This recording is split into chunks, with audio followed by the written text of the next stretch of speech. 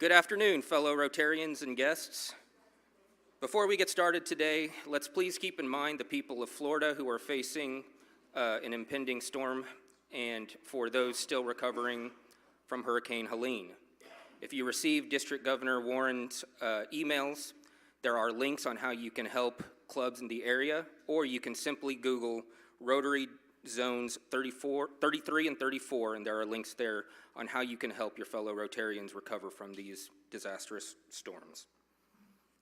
Let's begin our program today with Rotary Y and Pledge from past President Karen Keith and some very special guest introductions from past President Chuck Wilson.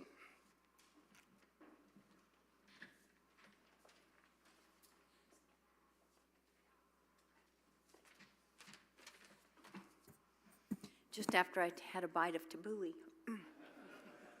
So, Rotary is my happy place. I have been a member since March of 2004, so it's barely been 20 years. And what attracted me to Rotary? Mayor LaFortune was speaking to this club, and I was assisting him. And before I left that day, I think it was Matt Davis, I turned to Matt and I said, gosh, these are all people that truly care about our city. I want to be part of this. And being a part of this has been an absolute joy for me. It's a place I can come, decompress from everyday issues, learn from our speakers, and rub shoulders with some of the most amazing, loving souls in the world. And serving as president of this club was something I will never forget. I'm still humbled by having had that opportunity. And what I can say to all of you, and especially to our guests, is that Rotary is about so many things, but most important, it is about all the long-term relationships that you will build through this club, and that is something to be cherished. Rotary is my happy place. All right, let's say the Pledge of Allegiance. I pledge allegiance to the flag of the United States of America and to the republic for which it stands, one nation under God, indivisible, with liberty and justice for all.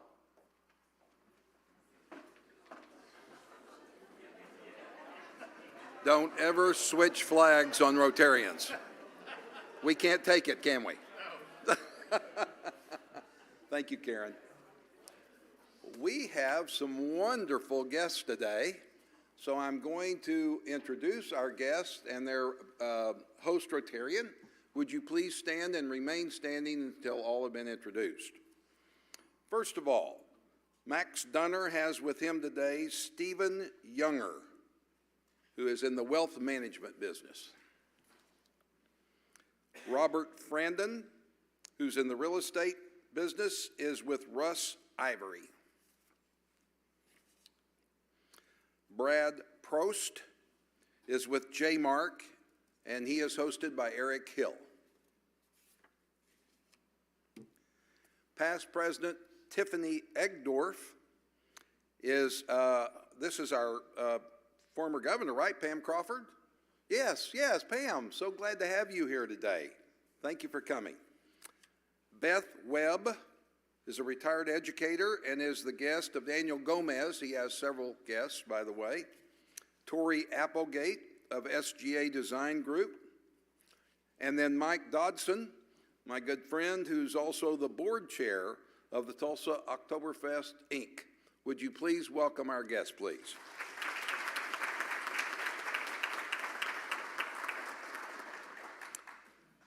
Now I have, if I can take a point of privilege here, Mr. President, I have two people here today with me that are very special to me, and I'd like to tell you who they are. First, Dr. Van Nallen. There are some of you that are probably here today that have had your teeth straightened by Dr. Nallen, an orthodontist. As a matter of fact, he just celebrated his 50th, and he's going strong, his 50th year straightening teeth. I have a retainer here, too, that I could tell you about. So, Dr. Nallen's has been a longtime Rotarian of the Southeast Club, and he is also a very good friend of another gentleman. I'd like to stand, please. Robert Yap, that's spelled Y-A-A-P, Yap, who is from Mission Viejo, California, but his roots are here in Tulsa. Having graduated from Memorial High School in 1965, along with Van and Janice Nallen, he was then appointed to West Point. Bob served 6.5 years in the Army, including a stint in Vietnam as a chopper pilot. After returning to the States, he started successful companies and is now retired. He is a charter member of the Rotary Club of Irvine and served as president in '92 and '93. He is currently a member of the Rotary Club of San Juan Capistrano. I've asked him to say a few words to us. Will you please welcome Van and Bob?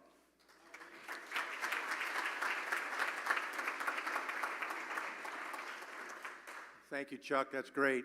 I was telling, as we were driving over here, I was thinking that my roots do go very deep in Tulsa. We moved here in '49 when I was 2 years old.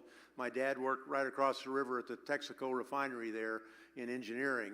So it's very fair. My grandmother just lived a few blocks down the way here too.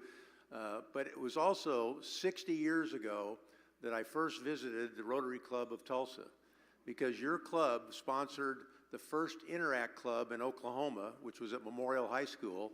And John Hamill was in the club the year before I was. He's a year older than I am. And I was looking at the picture last night, and there was just seniors at that point. But I think it was one of the first 5, maybe 10 Rotary clubs in the world was right here in Tulsa. So good roots. Oh, and I was going to say, in the spring of our senior year, we got to go to down to the Rotary Club, which was a big deal. He got out of school, and the speaker that day was Oral Roberts. And I still remember today, his son went to high school with us, so we sort of knew him. But my roots go deep here. I left Oklahoma in '65, but I managed to come back every year. Van and Janice are always great hosts, and we see our high school friends. We've got a real close bond. 8 of us went to dinner last night to talk about it. But and Chuck asked me also to say my connection I have. Last March, I went back to Vietnam for the first time in 51 years with a group, and it was interesting how it happened. My hobby is old cars, and I had a car for sale. A guy called me from Ohio. We got to talking, found out he was Rotarian. And I said, well, I'm a Rotarian too. Found out he was a Vietnam vet. Tells me about this group called the Dove Fund, D-O-V-E. Look it up on the internet. Great job. Went over and spent 3 weeks in Vietnam, and of the 31 people who were there, 10 of them were Rotarians. And we met with the Rotarian Club of Ho Chi Minh City, I still call it Saigon, and they came and they exchanged flags and all that. So Rotary's real close to me, Tulsa's close to me, and I come back here whenever I can, even though I left here, 60 years ago. So thank you for having me. Good seeing a lot of old friends.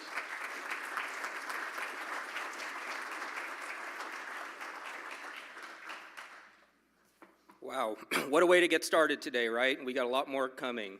I don't think anything can exemplify the impact that our club has had on this city more than what you've already heard this morning. But now let's hear a little bit more in a very special presentation from past District Governor Pam Crawford.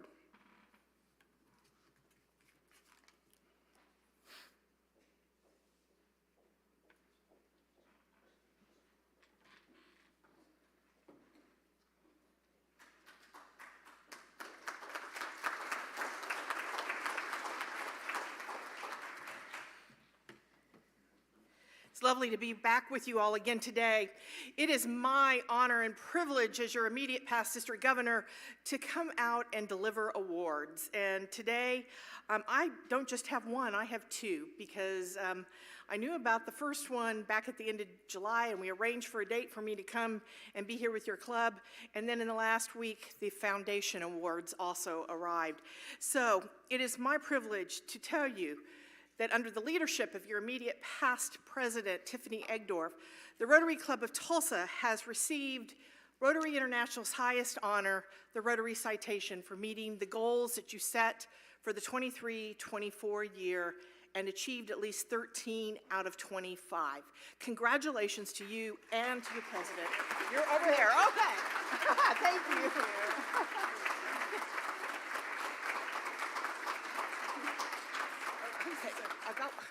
I got one more, too. Okay. The clubs that set goals achieve big things, and they do so many things. It helps us to meet our Rotary action plan of expanding our reach, enhancing participant engagement, increasing our impact, and impact is felt. And that leads me to the second award that I have to give, and that is because it is my pleasure to announce that the Rotary Club of Tulsa gave to the Rotary Foundation over $1,500, either as a club or as a member, so it's a collective number. I looked up in some reports I have, it actually was over $6,300. And to understand the impact of that number and your donation to the Rotary Foundation as a club is to understand it takes $3 to give a vaccination to a child. So that takes care of the vaccination, it takes care of paying the nurses, the midwives in the mountains of Pakistan and Afghanistan to deliver it, and to make sure that they get a mark on their house or a purple pinky so we know we vaccinated that child. $3. So your $6,300 vaccinated 2,100 children in the last year. So thank you and congratulations to the Tulsa Rotary Club and your past president, Tiffany, for the End Polio Now certificate for 23-24.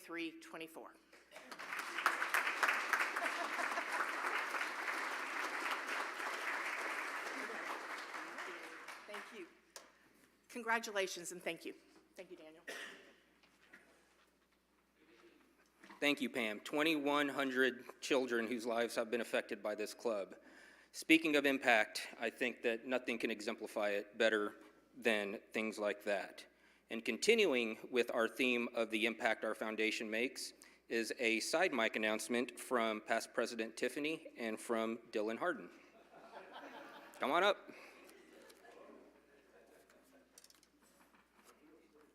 Sorry about that. I should have just stopped right here, right? So, okay, show of hands, and I mean, everybody needs to participate. How many people have plans for this Friday night?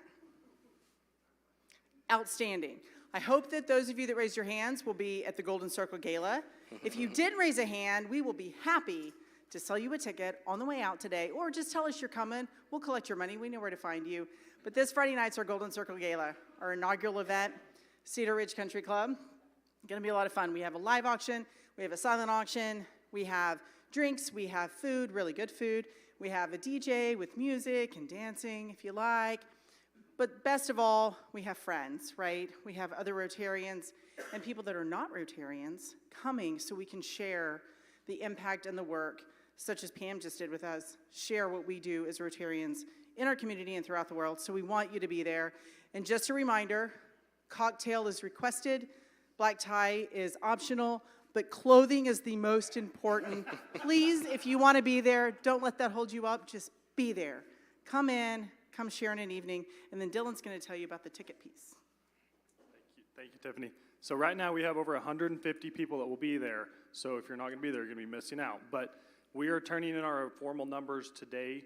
So by the time you leave today, if you would like to buy a ticket, you can just tell me, hey, I'll be there. I'm going to buy a ticket later. We'll sort that out. But if you'll let me know by the time we leave today, if you would like to attend and you haven't already bought a ticket, we'll turn in those numbers and see you all Friday. So thank you.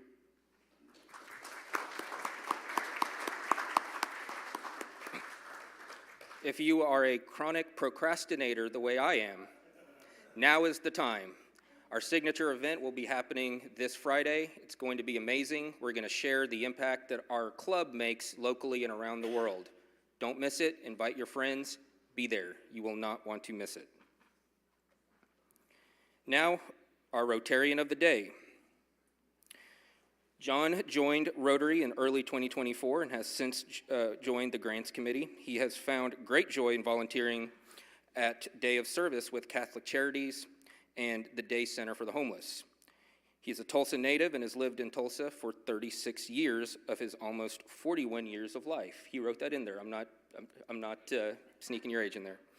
Growing up in the Catholic school community, John went to St. Catherine's, to St. Mary's, and on to Bishop Kelly High School. Graduated from the University of Kansas, and we have a few of them in here.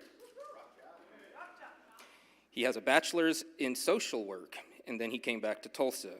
He has since earned a master's in social work from OU Tulsa, as well as an MBA from NSU. He loves to spend his time volunteering and putting his skills to good use. He started as TIPRO's board intern for Leadership Tulsa and went on to complete the Leadership Tulsa flagship program, class 49. That was before me. I was 53, me and Tiffany. John's board internship for that program led him to Palmer Continuum Care, where he served as board secretary and chair for 3 years and as treasurer. Currently sits on the Downtown Lions Club board in the first vice chair position. John's career has been diverse, starting in the nonprofit world by leading the 2011 Walk to End Alzheimer's, and then taking 10 years to lead food and beverage at the private club industry, Tulsa Country Club, as well as catering director for Justin Thompson's restaurant group. Returned to the nonprofit world with New View in 2022. John is New View's Oklahoma Donor Relations Manager. To have a job where the time and effort we give changes and saves lives is a true gift. That is John's quote. He lives in Tulsa with his miniature poodle, Chloe, and he loves to garden. Your Rotarian of the Day.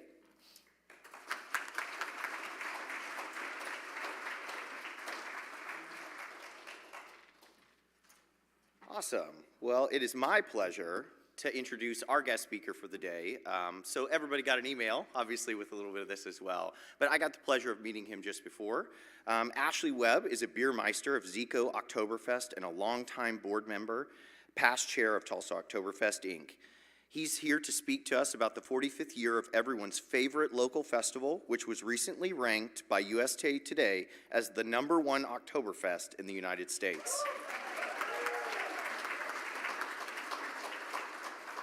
Ashley is a former public defender and for more than a decade has been a shareholder at the law firm Riggs, Abney, Neal, Turpin, Orbison, and Lewis. Ashley is involved throughout our local community, including past involvement with the Spotlight Theater, the Riverview Neighborhood Association, and was part of Rotary's District Exchange Program in 2013 to Algeria. So of course he came back and spoke with us in 2013, and he told me in a very different regalia. Obviously, he had just come back from his trip to Africa. So today we have Oktoberfest regalia. Ashley has been a long-time chair of the Tulsa County Bar Foundation's Community Outreach Committee, and since 2012 has chaired the City of Tulsa's Sales Tax Oversight Committee. Ashley is also a proud member and utility unfielder for the Tulsa Breeze Sandlot Baseball Club. It is my pleasure today to welcome Ashley Webb.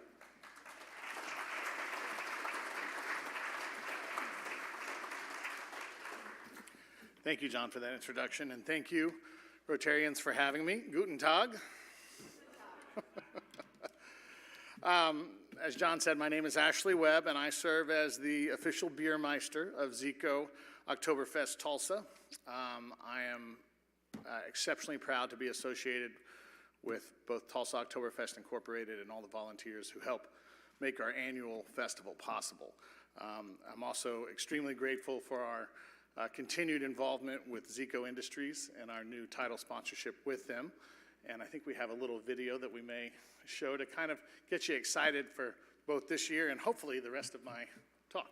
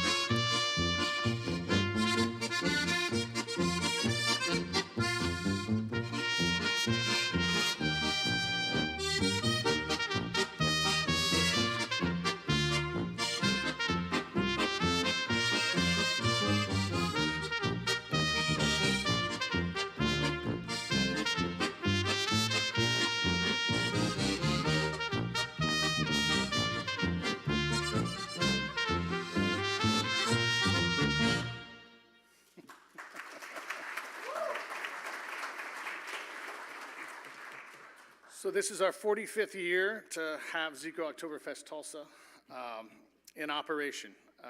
It is our partnership with Zico Industries in their 45th year as well. Is a wonderful synergy. Many of you know the Zink family's contributions to our community, and we're happy to have them on board in a more permanent fashion. I am the second Beermeister in the 45-year history of the festival. The first is a gentleman by the name of Robert Letters. If you come out for Sunday brunch or sometime on Zico Family Fun Day, which is Friday before 4, you might get to see Robert. He still reprises the role every once in a while and very much looks the part. I'm still in training to live up to his considerable shoes. So I want to take a quick moment to explain that Zico Oktoberfest Tulsa is owned and operated by Tulsa Oktoberfest Incorporated, of which I'm on the board. We are a 501c3 nonprofit. We exist to provide two things, essentially. An authentic German and Bavarian cultural festival and experience for the citizens of Tulsa, and to benefit our friends at River Parks. I know that he was acknowledged for being here earlier, but Mike Dodson from the Tulsa Community Foundation is here at one of the first tables and is our current board chair of Tulsa Oktoberfest Incorporated. And I'd like to acknowledge Mike and his contributions both historically to our organization and for this, our 45th consecutive successful year. So, thank you.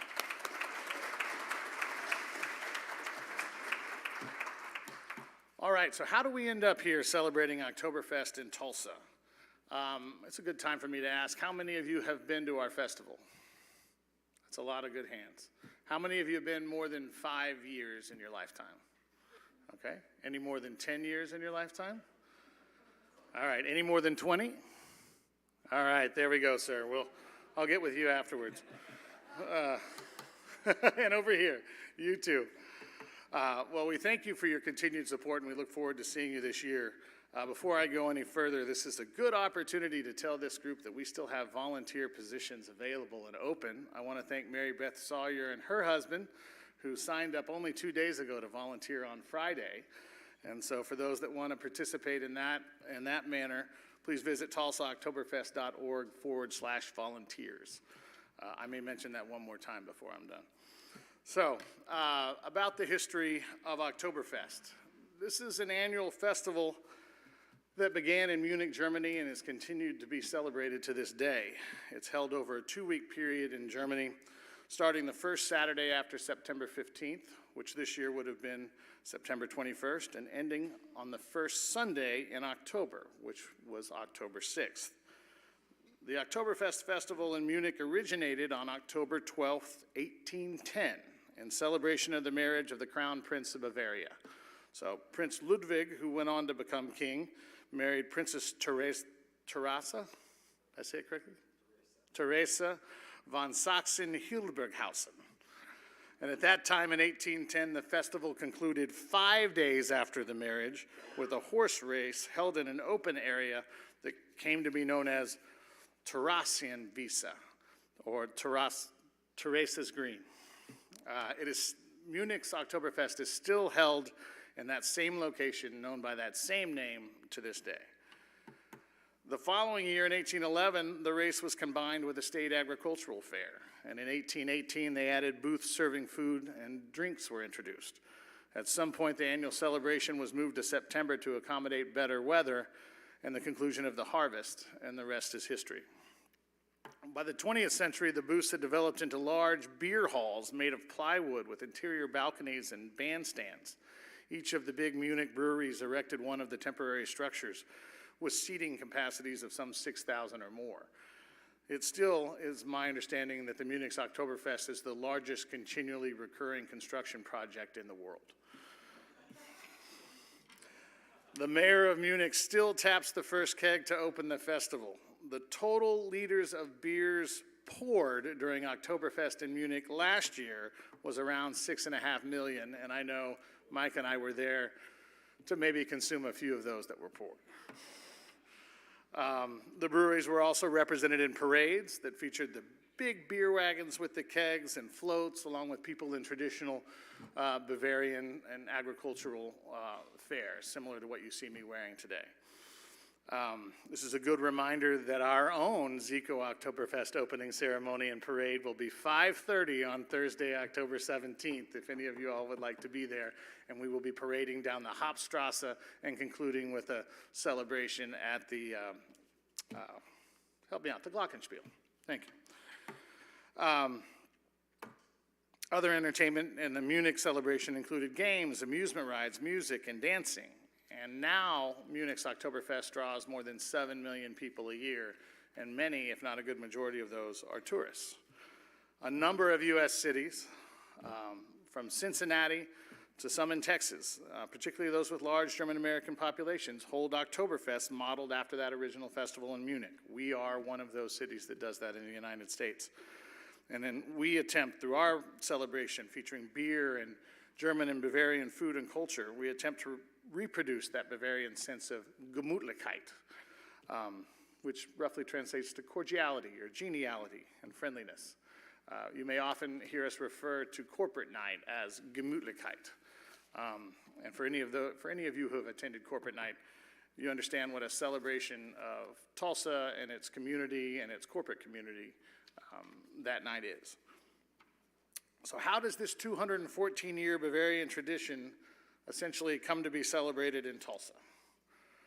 Well, the year was 1979, and the inaugural Oktoberfest was born of humble beginnings on the east side of the Arkansas River. It was suggested initially by Vivian Steele. She was then the public affairs administrator for the River Parks Authority. The original sponsors included KJRH, KJRH Channel 2, the Arts and Humanities Council of Tulsa, the Tulsa Tribune, for those that remember when we had two great papers instead of one paper, KBEZ Radio, and River Parks. With the placement of a few small tents, the master of ceremonies, Joseph Hart, who was the producer-director at KJRH at the time, kicked things off with support from the German-American Club of Oklahoma City. So in 1979, we started the first year of Oktoberfest in Tulsa, and it was also the inaugural year of the German-American Society of Tulsa. So Tulsa's first celebration of German and Bavarian culture was well underway. I mentioned 1979 would mark the advent of the German-American Society, which remains an important partner to Zico Oktoberfest Tulsa to this day. At that first festival, enough money was set aside for a second festival, which is always important, and that was again held in 1980 on the east bank of the Arkansas. During the second year of the festival, thousands more Tulsans attended, and that set the stage for success in the future. At that time in 1980, Oktoberfest patrons consumed 3,500 pounds of knockwurst, bratwurst, and sauerkraut. You add hamburgers, hot dogs, and corn dogs that were also available, it became apparent that the crowd favored the traditional German fare, and from that point on, that became the focus. In 1981, that was the first year Oktoberfest Tulsa moved to the west side. The festival featured 2 weekends, and the Heilbronn band from Germany performed, which started our tradition that continues today of bringing in some of the best bands from Germany to perform here in Tulsa. Also in 1981, another dance was introduced. Does anyone know what that was? It was the chicken dance. And I want to thank the Rotary and Daniel Gomez for donating this book that I found at my place setting to the Celia Clinton Elementary, which is all about the chicken dance. So thank you for doing that. So the chicken dance was introduced in 1981. How did that happen? Have any of you heard the story of the chicken dance and how that came to be? Say it again. I have no doubt that maybe some people had been imbibing, but I will continue. So the chicken dance was originally the duck dance. It was written by a Swiss composer and popularized by Oktoberfest bands across the world. And in Europe in particular, again, it was known as the duck dance. England termed it as the birdie dance, but it wasn't until 1981 that America went all in for the chicken dance in Tulsa. So the duck dance had crept over to the United States in the 70s, and now it's 1981, and we're going into the third year of Oktoberfest. We've brought over our first German band, Heilbronn, And everything is looking prime for 2 great weekends on the west side of the river. But apparently in 1981, and again, unfortunately I was 4, so I don't really recall, it was a rainy October and a particularly rainy week leading up to that first weekend. So even up until the moment the festival started, nobody was actually sure if the festival was going to happen. So here comes KJRH Channel 2. Again, one of the initial sponsors in 1979 and a wonderful local station. And they show up to do a live report from what I think they expected to be a failed festival. And they found that Tulsans were not going to let a little weather and a little mud cost them a good time.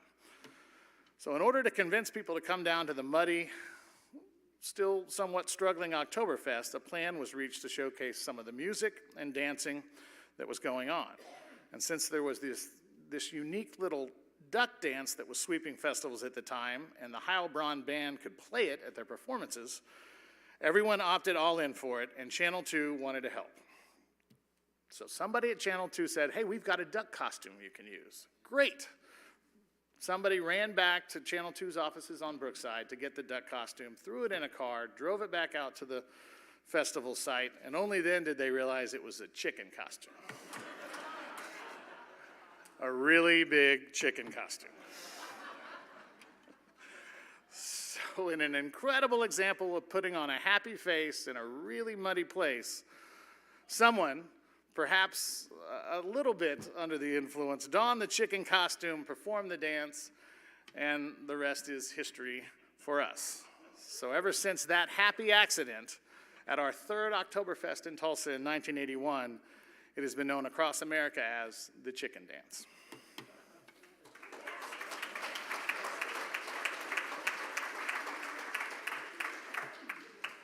So Tulsa Oktoberfest was on its way. And while we were not as highly regarded as one of the top German festivals as we are now, and I would say, ranked just behind Munich, we were building a tradition and an experience here in Tulsa that not just the citizens of Tulsa, not just the citizens of the greater Tulsa area, but the citizens of northeastern Oklahoma and our surrounding states could enjoy. Through the next several years, Oktoberfest moved locations slightly. Some of that was for the erection of the Westport apartment complexes, but also the creation of the River Park Festival West site.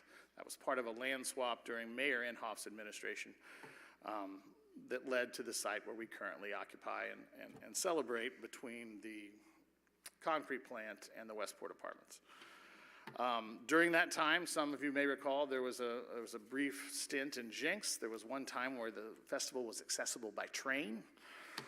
And then over time, we came back to the River Park Festival West as our permanent location. The crowds grew, new amenities were introduced. We continued to consume miles and miles of sausages in addition to mountains of Kartoffelpuffer, which are potato pancakes and sauerkraut and pickles. In 1994, I started volunteering through the Union High School German classes. I volunteered in 94, 95, and 96. And when I came back from law school again, I started volunteering in the 2000s. The festival continued to grow. It continued to be an entirely volunteer-run organization. On October 17th, 2007, we had an unfortunate weather event on corporate night.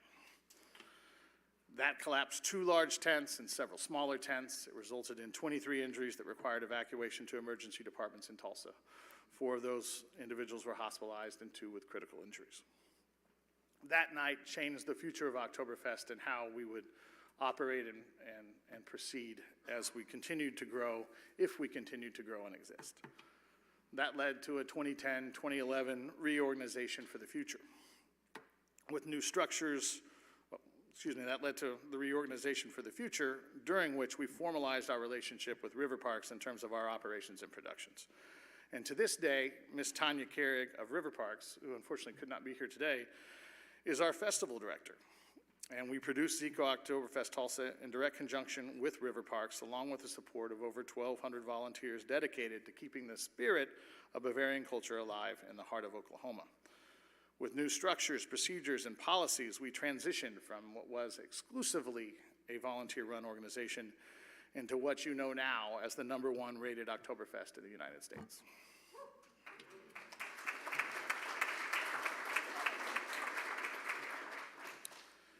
Since then, you've seen a lot of innovations and changes. We did away with the pitcher in favor of the Mosskrug in 2014. So the 33-ounce steins that you get generally with your admission. We added the Kleinkrug, the smaller stein for people like my mom in 2016. And we expanded the array of large tents, games, and authentic German entertainment.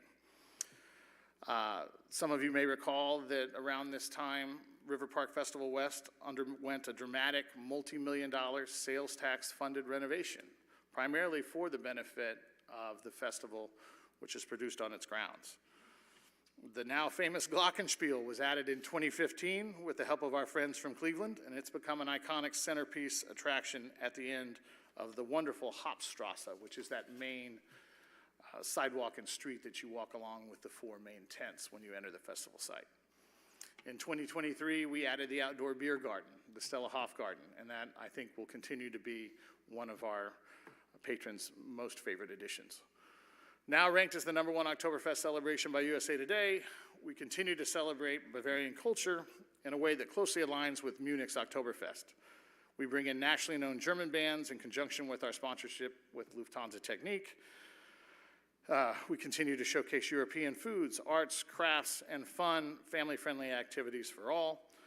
We continue to have the Zico Family Fun Day on Fridays with free admission until 4 and ride passes that are subsidized for all the children, generally in conjunction with fall break. We have close to, if not more than 10,000 people attend each day and had almost 70,000 attend in total last year. And that includes a once again sold out corporate night celebration this year on Wednesday night, October 16th. One other thing we have added is the Beermeister's Ball, which is going to be on Tuesday before corporate night every year. This is the 3rd year we've added that. For those that have been to Munich, this is your more traditional Munich-style tableside service. And you can dress up, come, be seated and served for 3.5 hours and have curated for you the best entertainment that we have to offer in one night, the best entertainment we have to offer for the week in one night. And I think we have a little clip that we can show you.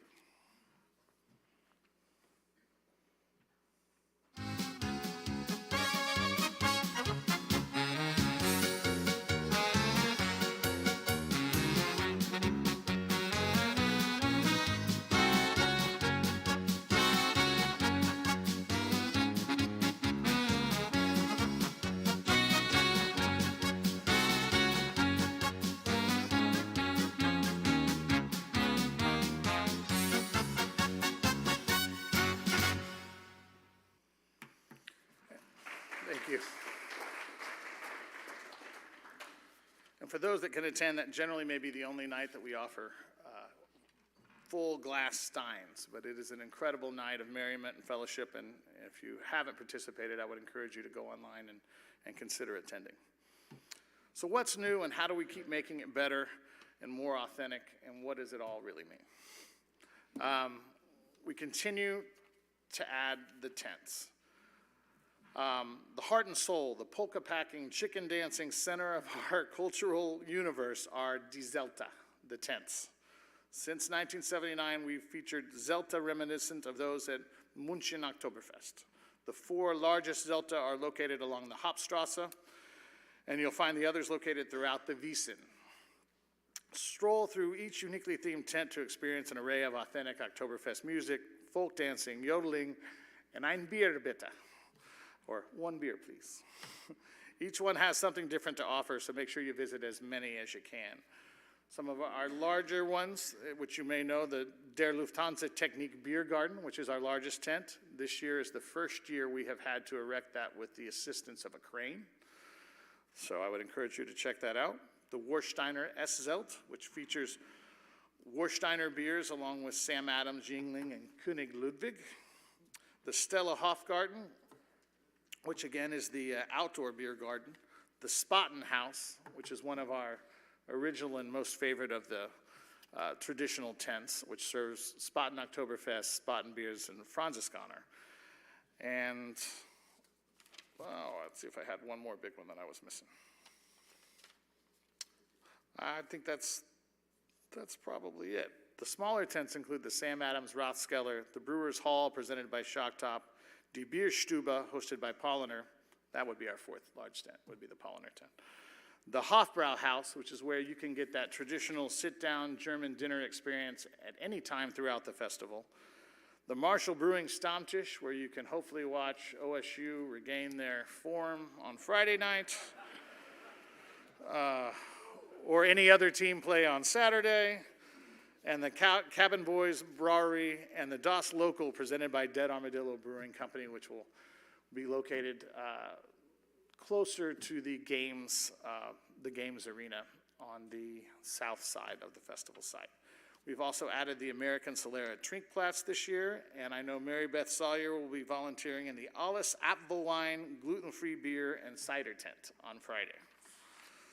So those are just some of the tents that are going to be available if you're able to attend this year. After 2011, you've seen a lot of transitions and a lot of progress. Whether you noticed it or not, most of our tents were transitioned to zero-span tents, which removed the threat or the issue of having a support beam or support beams in the center of the structure. We've expanded both the number of German artists and the number of American polka artists that we have brought into the festival every year. Because of the pandemic, there was a period of time we were not able to bring in artists from Germany. At that time, we had to cast a wider net across the United States, and we found some of the best polka and punk polka bands that you can find. And there's one that I am particularly fond of called the Polka Knots that dressed up in the orange astronaut uniforms, and then they play various polka and polka incarnations. So if you have a chance to hear them, I would encourage you to do so. We've added the Moss Crew or the Steins. We've expanded the traditional food offerings, both with the Hofbrau House, where you can be seated and served, or the Sunday brunch, which has only been offered in recent years, and I would encourage you to check out, and also the Biermeister's Ball. We've added the outdoor beer garden, and we've begun the transition to more sustainable and authentic wooden vendor huts and structures. And this year you'll see some additional wooden swings that you can enjoy, along with some stand-up wooden tables and huts that can serve as wonderful places to socialize outside. And we continue to benefit our friends at River Parks. To that most important end, over the last decade, Tulsa Oktoberfest Incorporated has quietly continued to donate to River Parks funds in excess of the cost of the Rotary Plaza at Williams Green. And we continue to ask for your attendance and your support so that we're able to do that into the future. If you haven't considered volunteering, please do so. We at Zico Oktoberfest Tulsa directly contribute to the vibrant fabric of our community, both here in Tulsa and throughout northeastern Oklahoma. And I would submit to you, we showcase Tulsa very, very well to the world. We are fond of saying, and you saw it on the board earlier, Zico Oktoberfest Tulsa ist wunderbar. We hope very much to see you and raise a glass together with you this year. Thank you all very much for having me. Prost.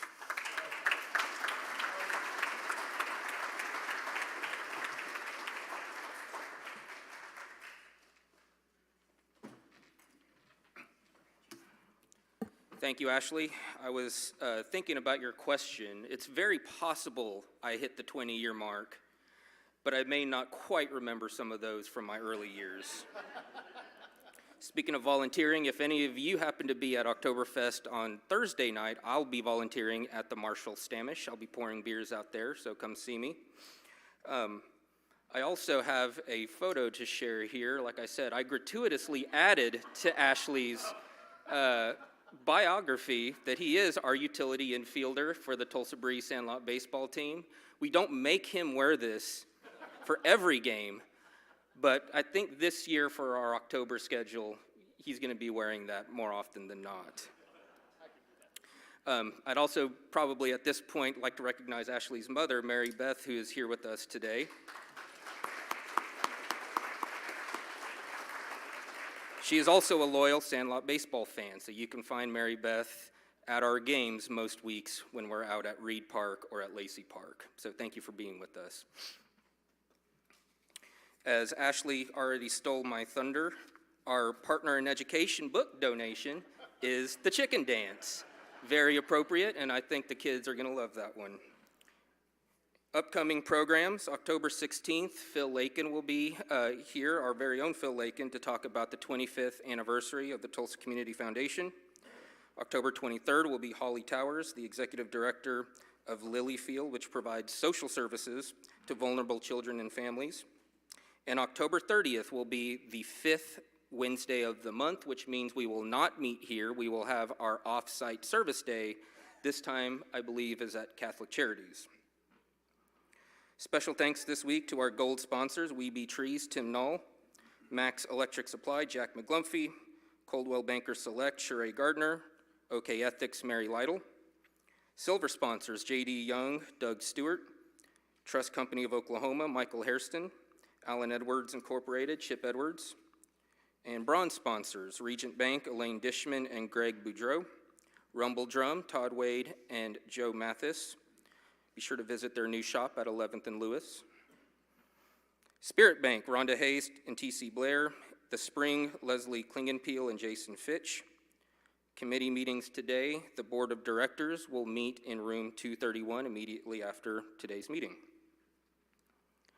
So today's theme was Oktoberfest, and with the baseball playoffs in full swing, I thought I'd share some words from Mr. October himself, Reggie Jackson. He said, quote, "When people push back on you and don't think you can do it, and you struggle a little bit and wonder if they're right, it drives you to be successful and to be a great player." I think those words can very easily be translated to our everyday lives, especially during trying times. Again, please keep our friends in Florida and in the East Coast in your thoughts this week. And remember to help spread the magic of Rotary this Friday at Cedar Ridge. Be sure to be there. Thank you for joining the meeting today. We're adjourned.